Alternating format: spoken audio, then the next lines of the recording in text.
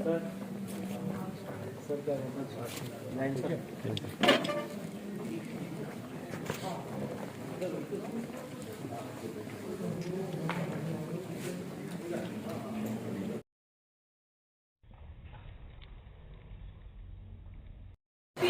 Meena sir in our schedule. I'm humbled to invite our chief guest to come on podium and say a few words to us.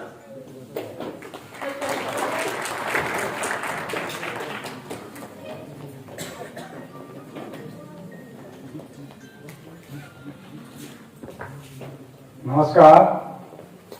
इस कार्यक्रम की अध्यक्षता कर रहे doctor आर.के. Jain, chairperson Uttarakhand Mandavi commission, Siddharth institute के chairperson Shri Durga Prasad Verma ji, Prem Kashyap ji, Kumar Raj Asthana ji, डी.एस. Maan ji, doctor Sunil ji. आज सबसे पहले मैं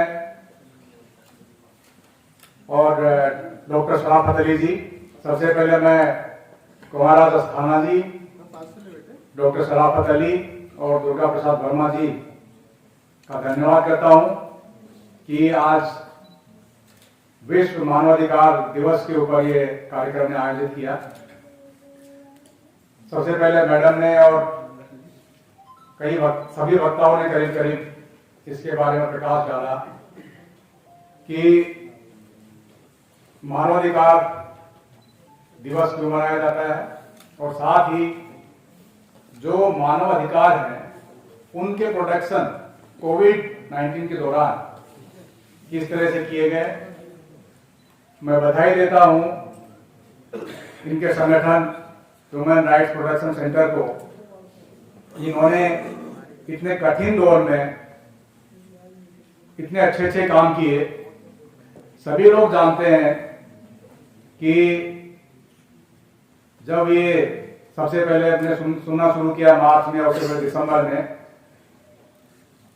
19 में कि वुहान चाइना में एक जगह है जहां पर ये कोरोना वायरस और वहां बहुत ज्यादा डेथ शुरू हो गई है।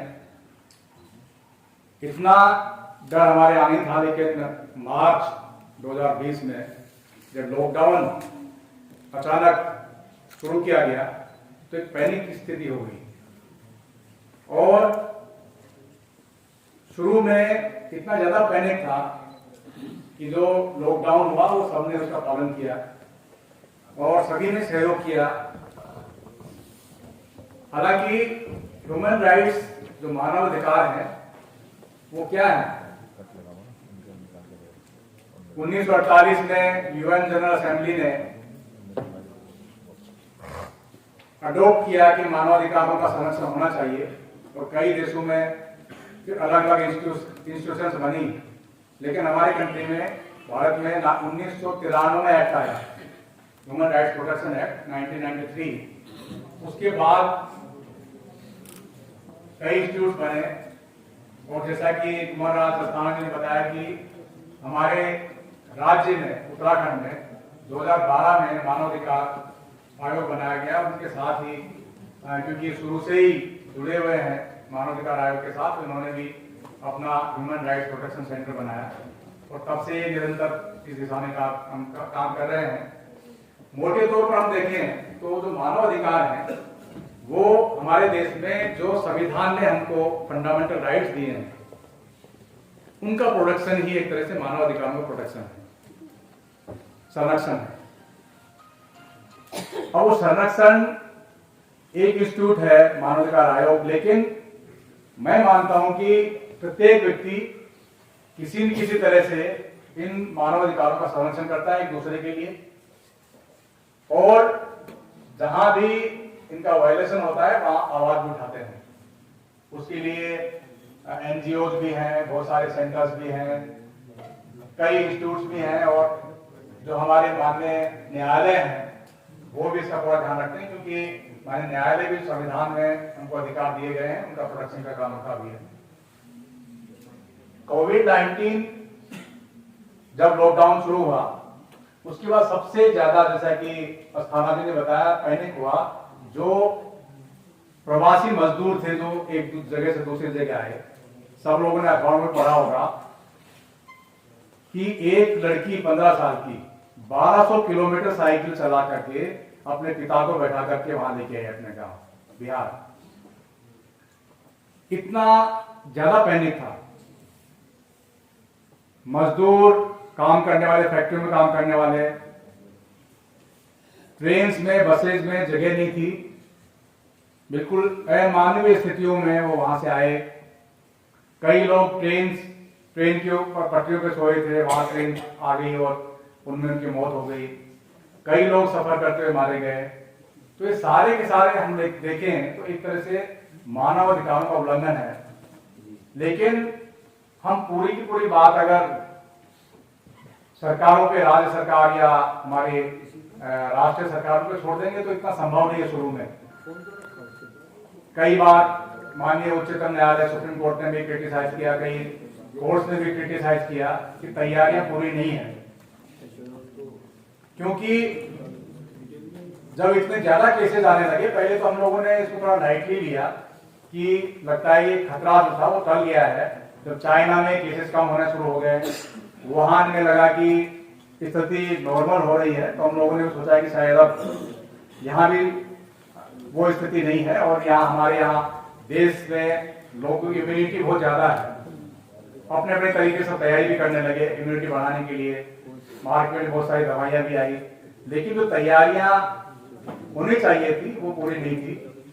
और उसी का नतीजा निकला कि जब सेकेंड वेव आई वो इतनी भयानक थी कि उसमें बड़ी बड़ी जगहों पर हॉस्पिटल्स में बेड्स अवेलेबल नहीं थे, ऑक्सीजन नहीं मिल रही थी, वेंटिलेटर तो बहुत कम जगह पे थे, और सबसे बड़ी बात कि जो डेथ हुई उसमें उनको क्रेमेशन, उनका दाह संस्कार करने के, अंतिम संस्कार करने तक की जगह नहीं बची थी। तो ये ऐसी भयावह स्थिति सबके सामने पैदा हुई। लेकिन उसके बाद जितनी बहुत सारी संस्थाएं थी, लोग भी आगे आए। शुरू में आपने देखा होगा कि जो कोई कोरोना पेशेंट था उसको उसके घर वाले तक उसके पास जाने को तैयार नहीं थे। हॉस्पिटल्स में उनको दूर से दवाई फेंक दी जाती थी। बहुत सारे लोगों की डेथ इसलिए होगी कि उनको खाना पानी रहनी चाहिए। और हम लोगों ने यही कोशिश की कि रेस्ट्रिक्शंस तो होने चाहिए, क्योंकि अगर रेस्ट्रिक्शंस नहीं होंगे तो ये महामारी है बहुत तेजी से फैलेगी, सब जगह फैल जाएगी। लेकिन किसी एक कम्युनिटी को इसके लिए दोषी करार देना, उसको दोषारोपण करना, या व्यक्ति या ग्रुप्स की डिग्निटी को अगर कोई खराब करता है या उस पर आंच आती है, तो वो मैं समझता हूँ कि पूरी तरह से मानवाधिकारों का उल्लंघन है, वो नहीं होना चाहिए। शुरू में ऐसे बहुत से मामले आए भी, लेकिन बाद में रियलाइज हुआ कि जो किया गया था गलत किया गया था और ऐसा नहीं था। तो एक पर्टिकुलर कम्युनिटी की वजह से ये महामारी नहीं फैली है। अभी भी हालांकि जो नया वायरस आया माइक्रोन, तो अभी भी हम लोगों को जो भी प्रोटोकॉल है उसका पालन करना चाहिए। अभी खतरा टला नहीं है और आगे आने वाले समय में कुछ विशेषज्ञ हैं, उनका ये भी कहना है कि ये और भी डेंजरस है। अब तक जो था वो केवल मास्क वगैरह से उसका बचाव हो सकता था, लेकिन इसमें मास्क भी नहीं होगा। तो अब आगे, अभी जब तक पूरी तरह से ये महामारी खत्म नहीं होगी तब तक ये खतरा और इस तरह के जो चैलेंजेस हमारे हैं वो बने रहेंगे। जो जिस तरह से हम लोगों ने सबने मिलके, चाहे जो आयोग हैं, चाहे माननीय न्यायालय हैं, चाहे पब्लिक है, एनजीओज हैं, या हमारे जो मानवाधिकार प्रोटेक्शन सेंटर के लोगों ने किया है, वो ऐसा काम आगे भी करते रहेंगे, मुझे ऐसा विश्वास है। और मैं पुनः इनकी टीम को, कुमार राज अस्थाना जी की टीम को, सभी टीम को बधाई देता हूं कि इन्होंने इस तरह का पहले भी काम किया, आगे भी ऐसा काम करते रहेंगे। बहुत बहुत धन्यवाद। जय Hind. Thank you, sir, for gracing the occasion with your kind words. Your words have a lot going for us. Now I request Shri Kumar Rajasthana to give away the awards on behalf of Human Rights Protection Center to Corona volunteers, warriors, who strived every nerve to protect fundamental rights of people during COVID pandemic.